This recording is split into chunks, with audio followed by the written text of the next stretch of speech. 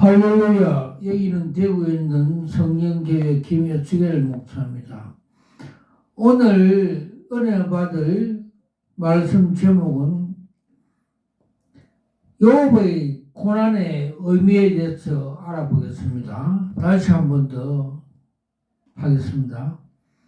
오늘 제목은 욥의 고난의 의미에 대해서 알아보겠습니다. 내용에 들어가서 욥의 고난은 어떤 면에서 욥의 자신과 아무 상관이 없는 고난이었습니다. 하늘에서 일어난 일을 전혀 알지 못하는 욥이나 세 친구들이 이 고난의 원인을 찾을 수가 없던 것 같이 조금도 이상한 일이 아닙니다. 욥은 이와 같이 순전한 하나님의 영광을 위한 고난이었다고 말합니다. 하나님께서 욥의 믿어주기 때문에 일어난 고난입니다.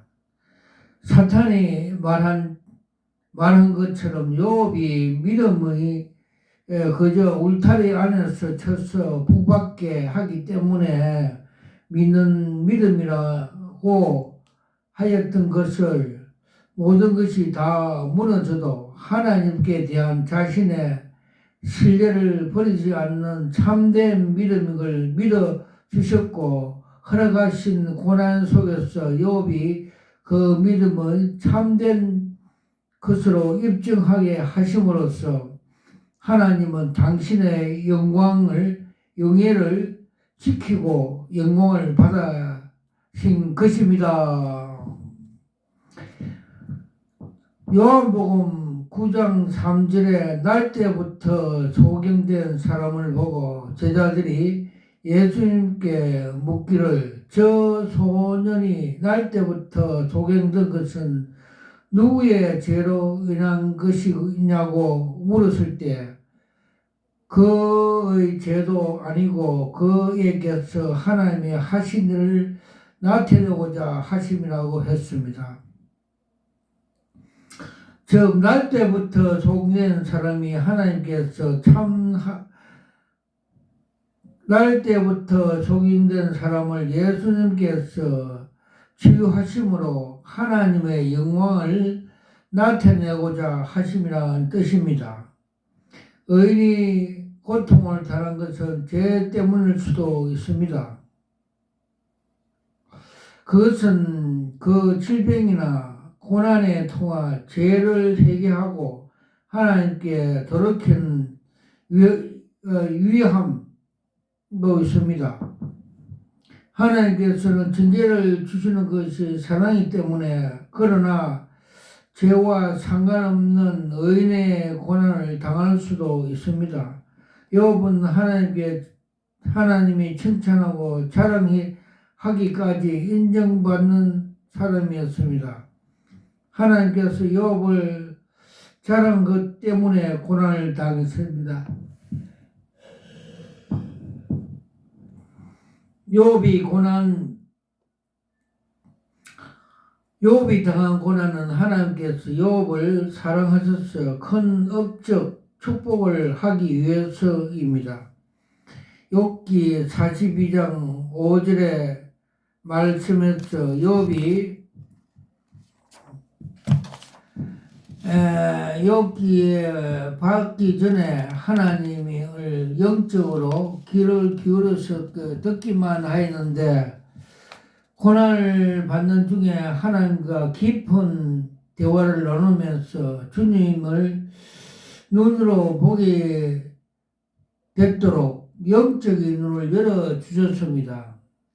그리고 고난 받기 전에 자신은 자타가 공인하는 의인이라고 자신했는데 고난을 받은 후에는 하나님 앞에서 죄임을 깨닫고 회개하면서 더욱 영적으로 성장하게 되었다고 고백했습니다. 아라비 하나 욥은 고난의 결과에 갑질로 복을 받았다.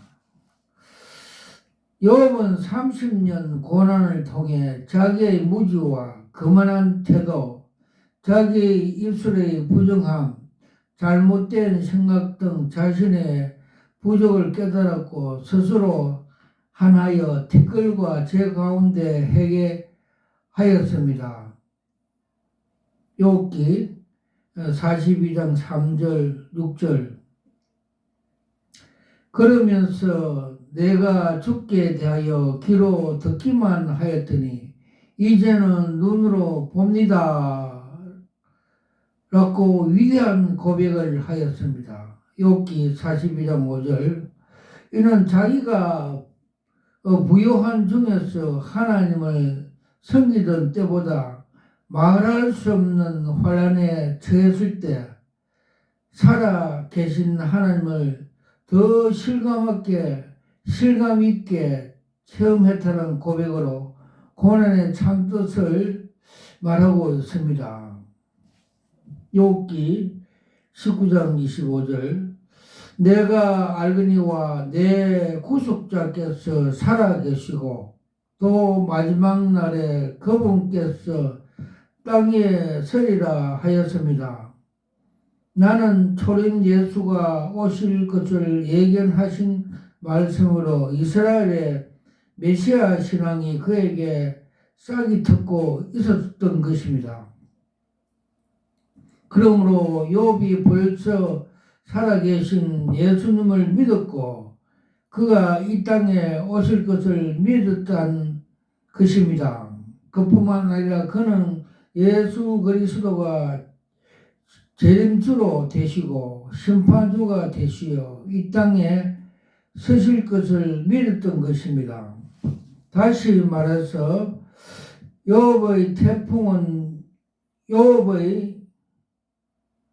고난의 태풍은 고난의 태풍 욥으로 하여금 더욱 하나님의 말씀을 지키게 하는 은총이었습니다. 그래서 시편 기자는 고난 당하기 전에는 내가 그릇되이 행하였더니 이제는 주의 말씀을 지킨나이다. 시편 119편 67절에 고백하고 있습니다. 욥이 이처럼 자기 끝까지 신앙을 정조로 지킨 결과 하나님께서 욥에게 전보다 소유보다 갑절이나 주셨습니다. 욥기 42장 10절. 그의 수명도 갑절이가 되었습니다. 욥은 하나님은 욥이 고난받기 시작한 나이 70세이므로 고난을 받은 후 70년 2배 이상 140살을 더 살게 하였습니다. 욥은 140살 고난 이전보다 더욱 활력 있는 기운이 넘치는 삶을 살았음을 알 수가 있습니다. 아라비아 숫자 2번째. 욥의 고난이 우리에게 주는 교훈. 작은 일, 예수님의 고난에 동참하는 것이 진정한 복이다. 우리 성도는 이 세상에 부귀영화를 얻고자 하나님을 섬기는 것이 아닙니다. 하나님 참 자녀가 되어 하나님과 영원히 살게 될 영원한 본향을 바라보고 나가는 자들입니다. 그러기에 예수님은 복음을 위하여 어떤 희생이라도 감당할 할 각오를 가져야 합니다. 마가복음 10장 29절 30절에서 예수님께서 이르시되 내가 진실로 너희에게 이르노니 나와 복음을 위하여 집이나 형제나 자매나 부모나 아버지나 자식이나 전투를 벌이는 자는 현재에서 집과 형제와 자매의 어머니보다 자식과 전투를 100배나 받되 박해를 겸하여 받고 이 생에서 영생을 받지 못할 자가 없으리라고 하였습니다. 기독교 교회사를 통해서 볼 때 많은 성도들이 주님의 복음을 위하여 순교를 하였습니다. 히브리서 11장 38절에서 세상이 감당 못할 사람이라고 한 이런 사람들은 사막이나 산과 동굴과 땅굴에서 뜨돌이 다녔느니라고 하였습니다. 이들은 이렇게 고난을 받을 필요가 없고 또 죽을 필요가 없는데도 주님과 복음을 위해서 기꺼이 목숨까지 내놓을 수 있었습니다.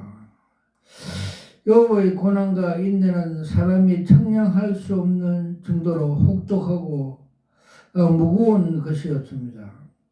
일찍이 야고보는 인내하는 자가 복되다고 하면서 주께서 주신 결말을 볼 때까지 인내한 욥과 같이 선지자들이 고난과 오래 참음을 본 삼을 것을 우리에게 말씀하고 계십니다. 야고보서 5장 10절에서 11절. 욥의 고난은 바로 신약시대에서 예수님의 고난에 동참하는 성도들을 나타내 줍니다. 작은이 번영신학은 사탄의 신학이다. 하나님께서 욥을 통해서 기독교 본질에 관하여 주시는 말씀입니다. 참된 신앙은 사탄의 말한 것처럼 하나님께서 우리 집과 소유물을 울타리로 두었기 때문에 믿는 사람이 신앙이 아니라고 하였습니다. 참된 신앙은 까닭 없이 믿는 것입니다. 까닭은 자신의 이기적인 욕구를 채우는 이유들입니다. 오늘날 교회에서 강단에서 들어빈 것처럼 거짓 복음은 사탄의 관점으로 믿음을 이야기합니다. 믿어야 할 까닭, 이기적인 이유가 있다는 전제하에 그 이유들을 제공합니다.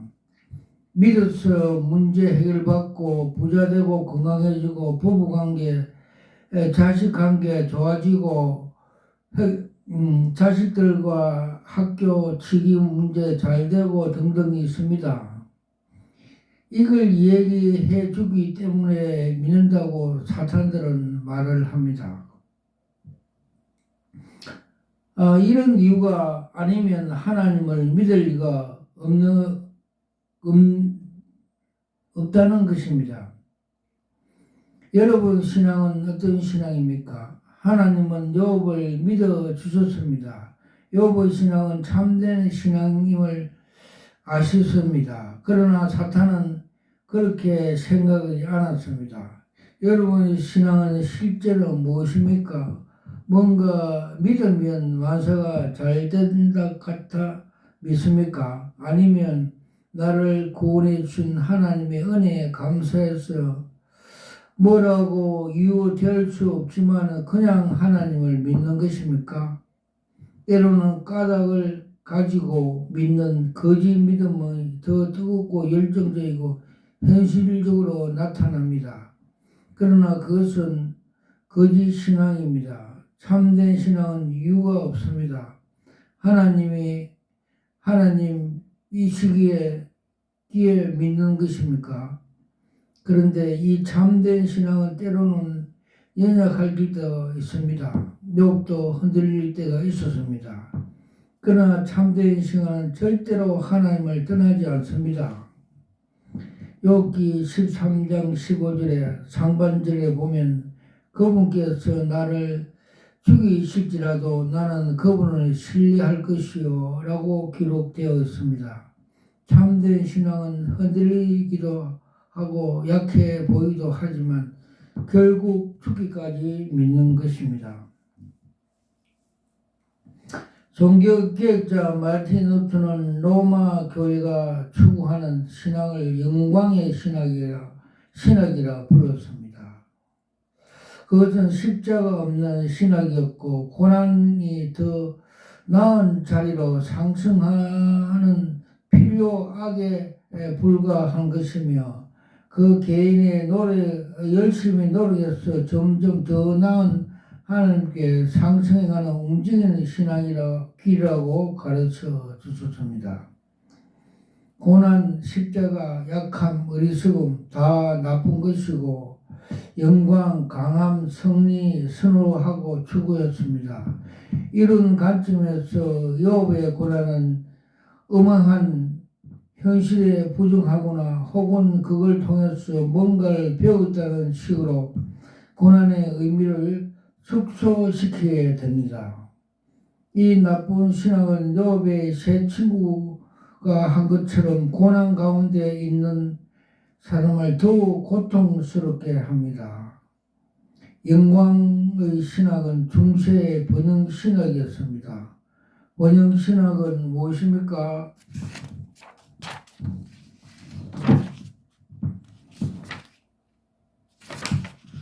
병에서 치유받음으로써 가난에서 부유함으로써 옮겨감으로써 아래에서 위로 상승함으로써 하나님께 영광이 된다고 믿는 게 번영신학입니다.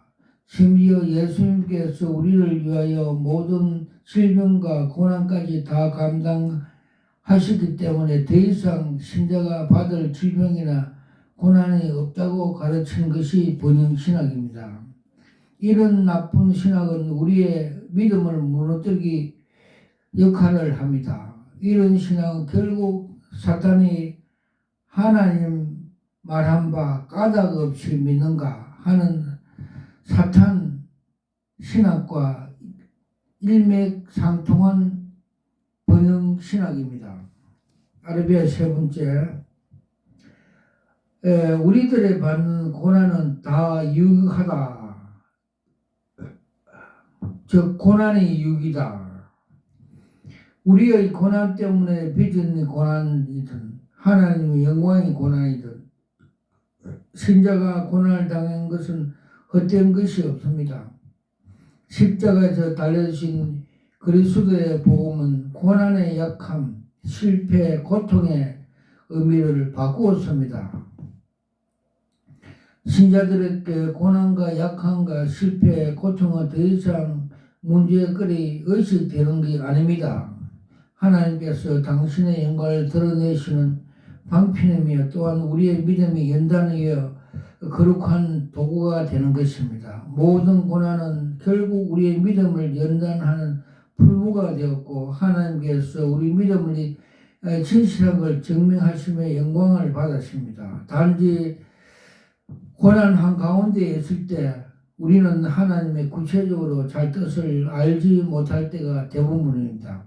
이때는 우리는 모르는 가운데서 자기도 모르지만 하나님도 알고 계시고 모든 것을 당신의 섭리 가운데서 우리 유익을 영광을 되게 하십니다.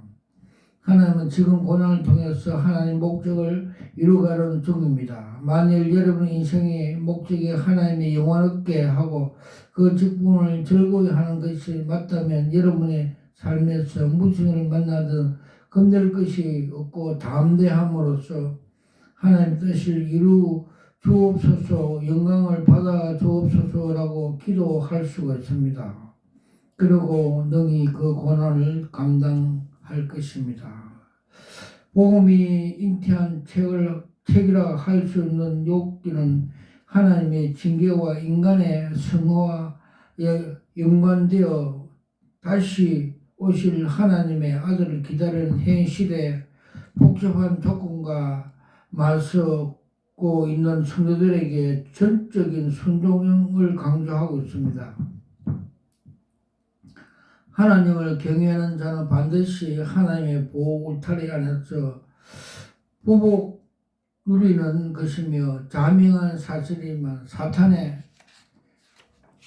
경건한 평안을 세심하여 어쨌하든지 해방놓을 구실을 찾고 있습니다. 우리는 모든 어려움 때를 살아가고 있습니다. 정치, 사회, 경제, 국제관계 등 어떤 면이나 우리를 힘들게 하는 일들이 가득한 것 같습니다. 이러한 어려움은 오늘날만 아니고 언제나 있었고 앞으로도 계속될 것입니다. 또한 이러한 어려움은 한국 사람만 겪는 게 아니고 어느 나라도 어느 나라 사람들도 다 겪는 공통된 것입니다. 하나님을 섬기는 사람은 오해하기 쉬운 것은 하나님이 잘 섬기며 늘 평안하고 하는 날마다 형통하는 생각 하는 것입니다. 결코 그렇지 않습니다. 하나님을 열심히 잘 섬긴다면 그것이 공로가 되어 고난에 면제되는 것이 아닙니다. 고난과 이길 수 있는 힘과 지혜를 주시는 것이 하나님의 뜻입니다. 바다의 배는 바닷물이 있어야 합니다. 그러나 바다에 구멍이 뚫린 바닷물이 배 안으로 들어오면 그 배는 침몰되므로 물이 들지 않도록 대비해야 합니다. 우리가 겪고 되는 세상의 고난이 이와 같습니다. 어느 분이 고생하여 이렇게 말했습니다. 가난이 고생으로 이길 때는 소록도 형제들을 생각하고 고독이 고생으로 여기질 때를 보고 듣고 말하지 못할 힐리킬린이 생각하고 신체가 불균형으로 고통을 어기질 때는 독일의 음악가 김어걸이 베토벤을 생각하고 프랑스 사전가 폐병 환자 파스칼이 영국의 시인 장님 존 필리를 생각하라고 했습니다. 어느 누구도 다 겪는 고생의 삶의 인생인데 어떤 이는 고생을 설그럽게 헤쳐나가며 이를 역이용함으로써 더 큰 은혜의 기회로 삼는 사람이 있는가 하면 어떤 사람은 이기지 못하여 낙심하여 쓰러질 실패자가 되고 스스로 생명을 포기하기도 합니다. 모두 싫어하는 고난, 누구에게도 예가 없는 고난에 대해서 말씀을 준비하면서 하나님이 주신 지혜의 삶을 얻고자 합니다. 욥이 받았던 고난은 오히려 욥을 연단하기 위해서 점검으로 만드신 고난인 것임을 알아야 합니다. 욥기 23장 10절에 나의 가는 길을 오직 그가 아시나니 그가 나를 연단한 후에 내가 정금같이 나오리라 했습니다. 금광에서 캐낸 금석 자체로는 별 가치 없습니다. 뜨거운 푸른 불에 거친 후에 비로소 그 순금이 되어 금의 가치를 인정받게 되는 것처럼 우리도 연단을 통해서 이처럼 훌륭한 인생을 변화시킬 수 있다는 것입니다.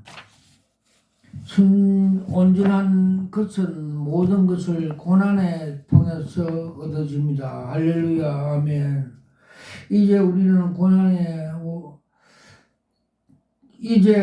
고난이 왔을 때 이 고난에 대처하는 태도에 대해 생각해 보겠습니다. 고난이 올 때 사람은 누구나 자신의 삶을 되돌아보게 됩니다. 혹 잘못된 것이 생각나면 하나님 앞에 회개하면 됩니다.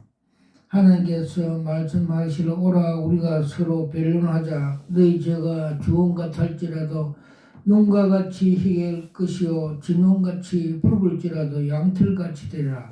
이사야 1장 18절. 때로는 욥처럼 올바른 살고자 최선을 다했는데도 어려움이 당할 때가 있습니다. 욥은 순전하고 정직하여 하나님 경외하는 악에서 떠난 자인데 극한 고난을 받았습니다. 이럴 때 하나님은 자녀들은 어떻게 할까요? 예수님께서 말씀하시기를 즉 세상에서 너희가 환난을 당하거나 담대하라 내가 세상을 이겼노라. 요한복음 16장 33절에 이렇게 기록되었습니다. 우리의 죄를 담당하셔서 우리를 구원해서 십자가에서 못 박힌 주님은 3일 만에 사망의 근시를 이기고 무덤에서 부활하신 주님께서 하신 말씀입니다. 이 예수 그리스도께서 우리의 목자가 되셔서 우리를 지켜주십니다. 우리를 지켜주는 예수님에 대하여 히브리서 2장 18절에 말씀에 자기가 시험을 받아 고난에 당한 적 시험 받는 자들을 능히 도우시리라 말씀해 주시고 있습니다. 또 약속하기를 사람이 감당치 할 시험밖에 너에게 당할 것이 없나니 오직 하나님께서 미쁘사 너희가 감당치 못할 시험을 허락하지 아니하시인 시험을 당할 쯤에 피할 길을 내사 너희를 능히 감당케 하시리라고 하여 주셨습니다. 고린도전서 10장 13절 그러므로 우리는 고난의 날에 하나님을 약속을 믿고 낙심치 말아야 합니다. 담대해야 합니다. 주님께서 우리와 함께 계시기 때문입니다. 하나님께서 섬기는 신앙으로 인한 고난의 훗날 나에게 즐거움과 기쁨이 된다는 걸 잊지 말아야 합니다. 예수님께서 말씀하기를 의를 위하여 핍박받는 자는 복이 있나니 천국이 되을 것이요 나를 인하여 욕하고 핍박하는 거짓으로 너희를 거슬리는 모든 악한 말에 너희가 복이 있나니 기뻐하고 즐거워하라 하늘의 상이 큽니다. 전에 있던 너희 선지자들이 이같이 핍박하였습니다. 마태복음 5장 10절에 11절 하나님의 영광을 위한 고난이나 수고나 헌신의 땀은 고귀한 것입니다. 하나님께서 기억하고 금세가 아니면 내시의 축복을 갚아주기 때문입니다. 누구나 고난이 다 싫어합니다. 그러나 누구에게 고난이 있습니까? 누구도 피할 일이 없는 것이 고난입니다. 그러나 고난은 고난으로 끝난 것이 아닙니다. 고난을 이긴 뒤에 반드시 예비된 축복이 있습니다. 천개 번개 속에서 생명의 단비가 있는 것 같습니다. 하나님께서 받은 사람들은 공통적인 특징 모두가 고난에 익숙했습니다. 하나님의 자녀는 우리들도 고난의 날에 어떻게 해야 할까요? 우리가 살아가면서 먼저 고난에 환영할 수는 없지만 고난 가운데 하나님의 뜻을 발견하고 최선을 다함으로써 이긴다면 유익이 될 수가 있습니다. 아멘.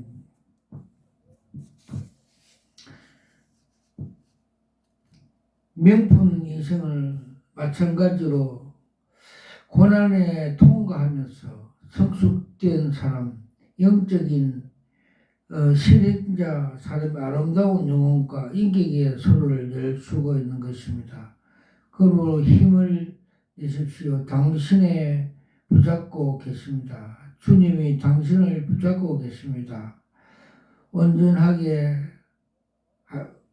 하십니까? 마침내 승리하게 하십니다. 내가 가는 길에 그가 가시나니 그가 나를 달랜 후에 정금같이 되어 나오리라. 욥기 23장 10절 욥은 고백을 나의 고백으로 삼아길 바랍니다. 이 세상에서 고난이 찾아올 때 하나님이 특별한 축복을 주기 위해서 기회라고 생각하고 기쁘게 고난에 참여하는 성도들 되길 바랍니다. 오늘도 욥의 고난을 통해서 남은 인생을 성공적으로 승리하는 성도들 되길 바랍니다. 아멘 할렐루야. 저는 목사 안수 받을 때 하나님께서 킨도를 하나 주셨습니다. 즉 요한계시록 2장 17절에 흰돌 계시 은사 받은 자만 안다 하는 흰돌 은사를 받으면서 무릎 꿇고 두 손으로 이건 여러 수억짜리입니다 하면서 감탄하면서 받았습니다. 그때에 주님께서 너가 이 계시 은사를 가지고 에스겔 같이 파수꾼 사역을 하라고 말씀해 줬습니다. 그래서 많은 계시를 통해서 파수꾼 나팔 부는 사역을 하고 있습니다. 그래서 오늘 많은 계시를 몇 가지만 소개하겠습니다. 2013년 부산서 WCC 총회할 때 하나님께서 그 정체성을 보여주셨습니다. 올림픽 같은 운동장에 그 선두에 그라운드 사냥개가 선두로 나오고 그 이어서 한국 교회 목사들이 교돈장들이 유명한 목사들이 따라오고 그 뒤로 세계 종교인들이 따라 나오는 걸 보여줬습니다. 말하자면 사이비 종교 다원주의 그들이 사탄들에게 잔치를 보여줬습니다. 그때 주님께서 저 사냥개에 따라가면 너 영원히 사냥당한다고 말씀해 주십니다. 그래서 저도 막으러 갔던 사실이 있습니다. 그러고 주님께서 조용기 목사님이 소천하는 날 주님께서 그림 한 장으로 계시를 보여주셨습니다. 즉 조용기 목사님이 서울 대조동 개척교회 그 종탑에서 종봉아리 땅에 떨어진 걸 보여줬습니다. 제가 다니엘 같이 계시 은사를 받았기 때문에 주님 이 계시가 무슨 뜻입니까? 이렇게 기도했습니다. 그때 주님께서 응답을 주셨습니다. 그 종봉을 쇳덩거리는 철은 팍스 노메나이 같이 그 세계적인 목사, 세계적인 큰 교회, 영어도 잘하고 이러다가 세계적인 부흥강사였는데 그는 이걸 십자가도가 하나님의 능력이고 하나님의 지혜인 줄 알면서도 이를 부인하여 이 생의 안목과 정욕과 세상 방법으로 목회를 하여 마귀에 잡혀서 땅에 쇳덩거리가 땅에 떨어지시 지옥에 떨어졌다고 가르쳐 주십니다. 그래서 주님께서 말씀하신 같이 마태복음 7장 21절과 23절 주여 주여 하는 자마다 다 천국에 들어갈 것이 아니라 내 아버지 뜻대로 행하는 자야 들어간다고 말씀해 주셨습니다. 그래서 너희가 귀신을 쫓아내고 많은 사역을 해도 불법을 행하는 자들아 내가 너희를 도무지 알지 못한다고 말씀하고 계셨습니다.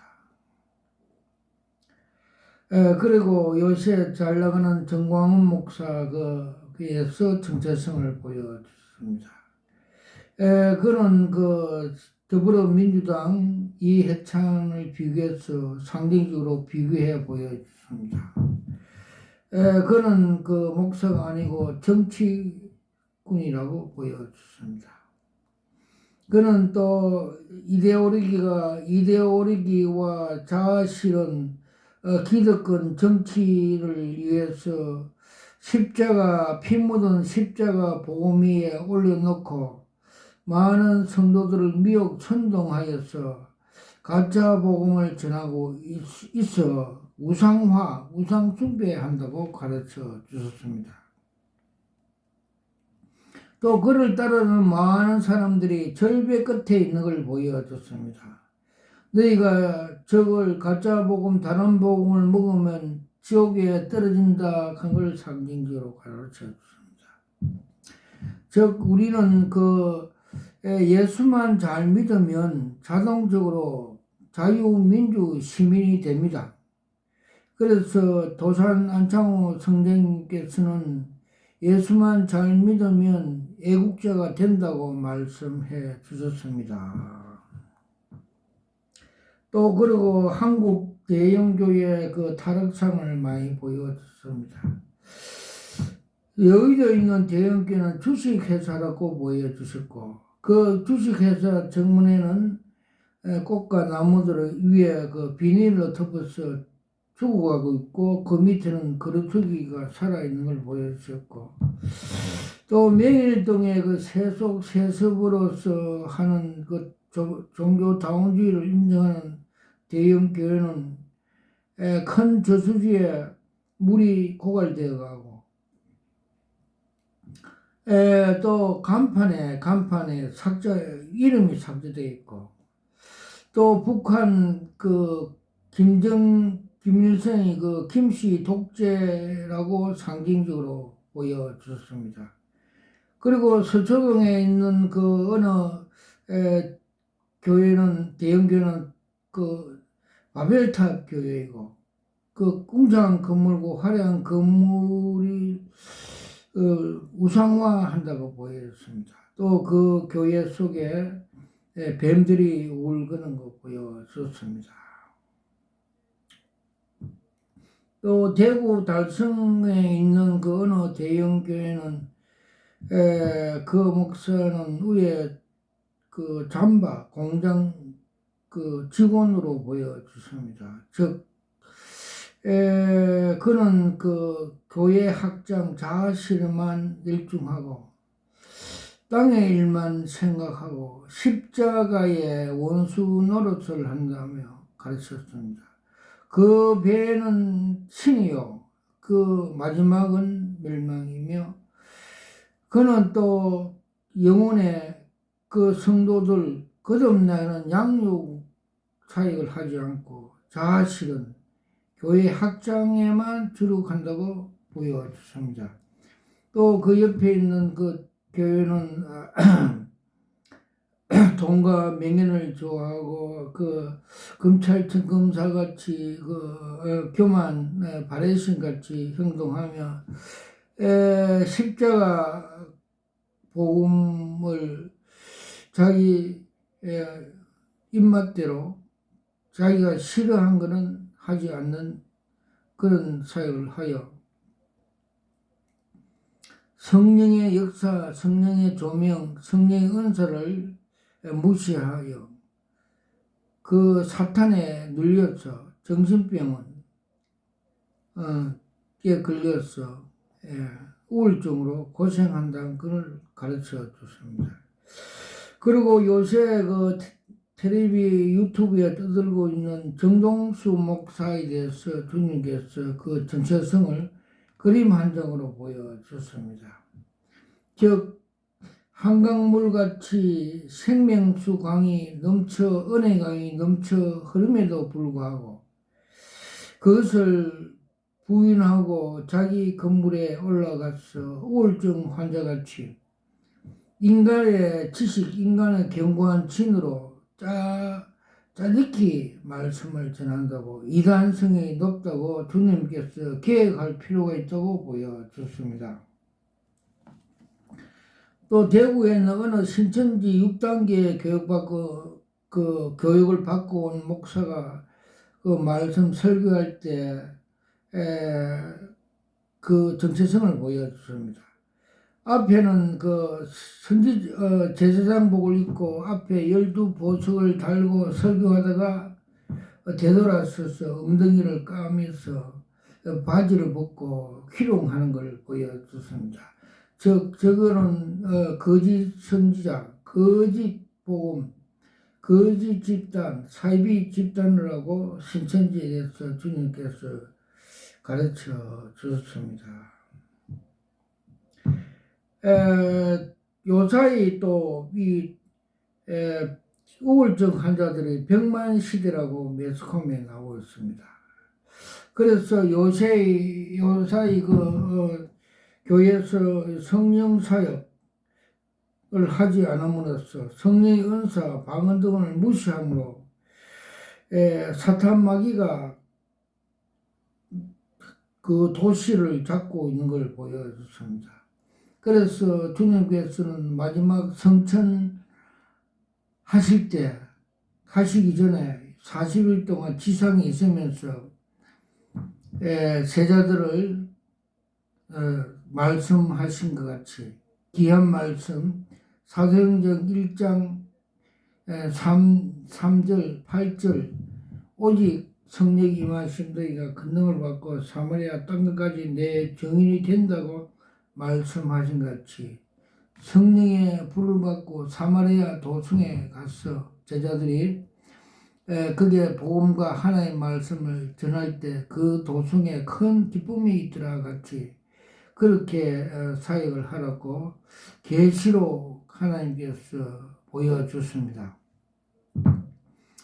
성령 사역을 하지 않는 목사들의 그 상징적으로 6.25 때 쓰는 그 에만 녹슨 총으로 보여주셨고 또 그들이 다시 한번 성령의 충만을 받으면 성령의 통로가 되어 불의 통로 큰 그 강철 같은 호수 통로가 되어 나오는 걸 보여줬습니다.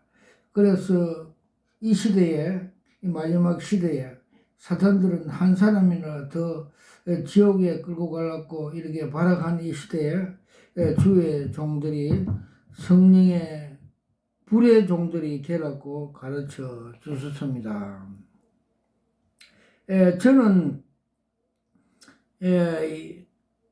여기서 처음에 3년 동안 불 받으려고 기도를 하니까 주님께서 빨간 그 청양고추를 하나 보여줬습니다.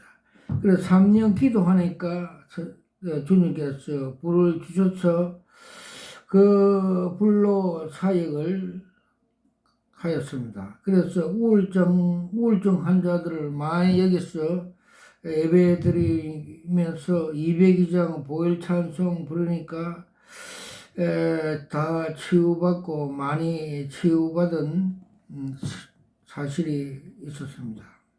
그래서 저도 협심증으로 숨을 모시고 있을 때 저 손으로 그 가슴에 3번 타치하니까 검은 시커먼 기름덩어리가 빠져 녹아내리는 걸 보여주셨습니다. 그걸 주님께서 환상으로 보여줬습니다. 또 위장병으로 고생할 때 기도하니까 그 가위와 수술 기구들이 나타나서 그 위장병이 깨끗이 치료되었습니다. 그리고 자녀가 우울증으로 고생하는데 기도하니까 뱀 3마리를 성령의 검으로 목에 절단하는 걸 보여줬습니다. 그리고 주님께서 좁은 문 좁은 길 가라고 시험 면회 시험장을 상징적으로 보였습니다. 어려운 그 꼬불꼬불한 그 시내 시험장 코스를 마치고 마지막에 완주할 때 두 손을 들고 기뻐하는 걸 보여줬습니다. 천국에 입성하는 걸 보여줬습니다. 그러므로 우리는 천국 갈 때는 주님께서 나를 따르는 자는 자기를 부인하고 자기 십자가를 지고 좁은 문 좁은 길로 십자가 도로 가야만이 천국에 입성할 수 있다고 상징적으로 보여줬습니다. 80년도 70년도 그 대구에 있는 그때 현신의 근사라는 그 근사님이 치유 사역을 하여 많은 암병자들이 많은 사람들이 나섰습니다. 그래서 현실의 근사가 입신 들어가서 천국에 갔더니 생명책에 조용기 목사와 자기 이름 몇몇 목사들이 이름이 없어서 그래서 주님이 물었다고 그래서 입신이 끝났어. 그래서 깨서 조용기 목사와 몇몇 목사들에게 찾아가서 그걸 간증했다고 합니다. 그래서 이 현신의 근사가 회개하고 30억, 150억 이렇게 북한 선교에 헌납을 했답니다. 숨겨놨던 돈을 헌납했답니다. 그러므로 우리의 천국 관락하면 주님께서 환상으로 보여주신 같이 좁은 길, 운전면허 시험장 같이 차 운전하는데 다이아가 빵꾸 터지고 빵꾸 어려운 일이 많은 중에도 끝까지 완주하여 환호하는 천국에 입성한 그 계시를 보여 주셨습니다. 모든 영광 하나님께 올려드립니다. 아멘.